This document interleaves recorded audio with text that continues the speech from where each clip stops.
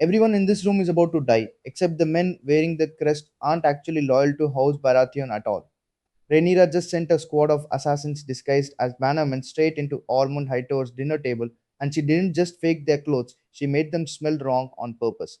By the end of this video, you'll understand why one man's nose nearly saved an entire rebellion, and why the message written in blood at the very end of this episode already came true before Rhaenyra even finished reading it. Let's get into it. If you're new here, this is your host, full chronological breakdowns, every hidden detail, book references, all woven in exactly where they happen. Quick context. Episode 6 picks up right after the Gold Cloak massacre and Ormond's psychological warfare campaign from episode 5.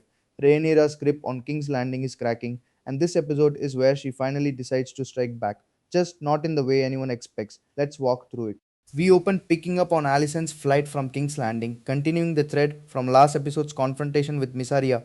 The show deliberately keeps cutting away from Alyson mid-crisis and picking her thread back up later, a structural choice that mirrors how scattered and reactive King's Landing's entire leadership has become this season. Nobody gets a clean scene anymore. Everything's interrupted. Moving to the small council, Daemon wants to burn Ormond and his men out of Tumbleton entirely. To answer for the 25 gold cloaks murdered last episode, Sabitha Frey and Torren Manderly push back hard, pointing out that burning Tumbleton means killing thousands of innocent small folk loyal to Rhaenyra in the process. This is now roughly the sixth time this season a character has explicitly said this out loud. The show is being unusually blunt about making sure the audience understands the moral cost of Dragonfire, not just showing it as spectacle. Daemon shuts Manderly up by literally throwing a goblet at his head, snapping that he'll hear no more from those whose greatest battle has been with their own indigestion. This line matters more than it looks.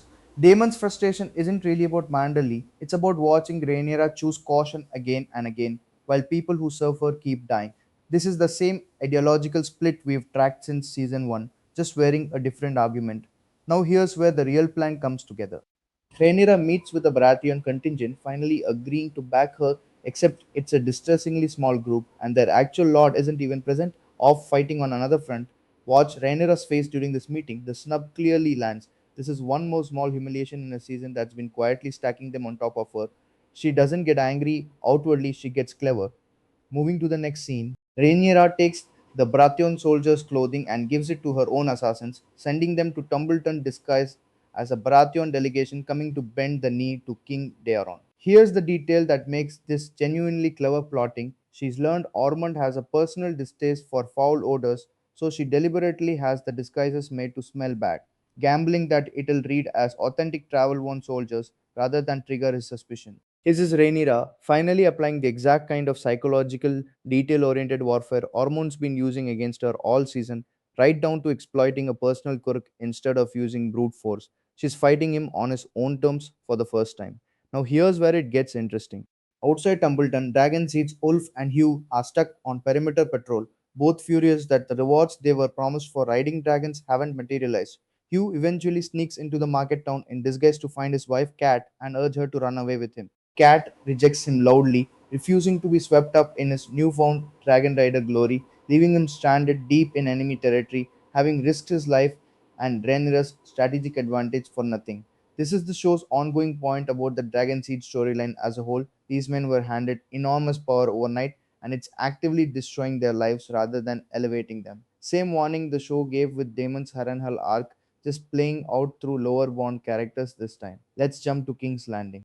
With the remaining gold cloaks abandoning their post, sick of not being paid and of being murdered, Damon disguises himself as a gold cloak to hunt down the spy feeding information to Ormond. He finds his man. The Catspaw refuses to talk. This is brutal, even by Damon's standards, and it's deliberate.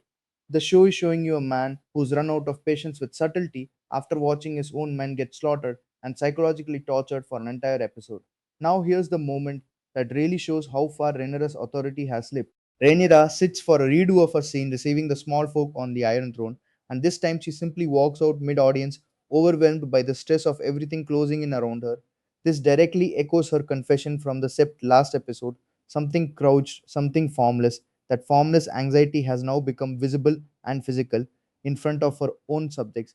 This is Ormond's entire strategy from episode 5, now showing up as a real public crack, moving to Tumbleton for the episode centerpiece. Ormond hosts the disguised Baratheon delegation, proudly presenting young King Daeron to them. He doesn't catch the trap. Gwaine does. The fight that follows is fast and brutal and very nearly successful. Ormond is so shaken by how close he came to losing everything that he vomits at the table afterward. This is a direct callback to the fake Daeron hostage swap. All the way back in episode 3, Rhaenyra finally returns the deception Ormond pulled on her using disguise and misdirection instead of dragons. The show is explicitly showing you these two commanders learning each other's playbook in real time. Now, here is the quietly devastating aftermath. After the attack, Ormond tells Gwaine he was wrong about him and that he won't stop him if Gwaine wants to leave for Old Town. This is a rare moment of genuine humility from Ormond, a character who spent the whole season playing chess with everyone around him, nearly dying strips away some of his certainty right after an episode where his entire philosophy was built on being smarter than everyone else. Let's jump to Criston Cole's final stand. Facing what he knows will be his final battle, Criston Cole wraps his lady's favor around his sword before riding into it. This pays off the Suicide March arc from episode 5 in full. Cole explicitly said he'd rather die gloriously than live in disgrace, and the show honors that completely. No redemption arc, no last minute rescue. He gets exactly the ending his pride demanded. Now, the final scene. Rhaenyra receives a message from Ormond written in blood: kick this dog and it will bite your hand.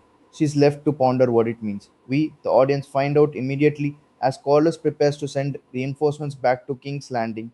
His men are attacked. The episode cuts to black on Corlys being subdued earlier in the episode. Ormond voices genuine admiration for Corlys, which makes an outright execution unlikely. The far more probable read is that Corlys is being taken captive back to Tumbleton, where Ormond will try to turn him to the green side rather than kill him outright. Here's the thread tying this whole episode together. Every major storyline this week is about someone trying to fight back against a threat they can't fully see or control and using deception to do it instead of brute force. Rhaenyra disguises assassins with a scent based trick instead of sending an army. Daemon goes undercover instead of publicly hunting the spy. Even Ormond's entire war strategy, established back in episode 5, has been built on manipulation rather than open combat.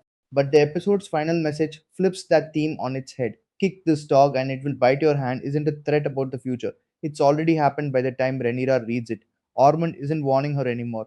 He's confirming that whatever she does next, he's already accounted for it. That's the real horror of this episode. Rhaenyra finally fought smart, and it still wasn't enough to get ahead of him. So episode 6 is the episode where Rhaenyra finally starts playing Ormond's game and still ends up one step behind him. Which thread do you want a deeper dive on? Corlys' capture and what Ormond wants from him, Ulf and Hugh's Dragon Seed arc, or Criston Cole's full death scene breakdown? Drop it below. I read every comment.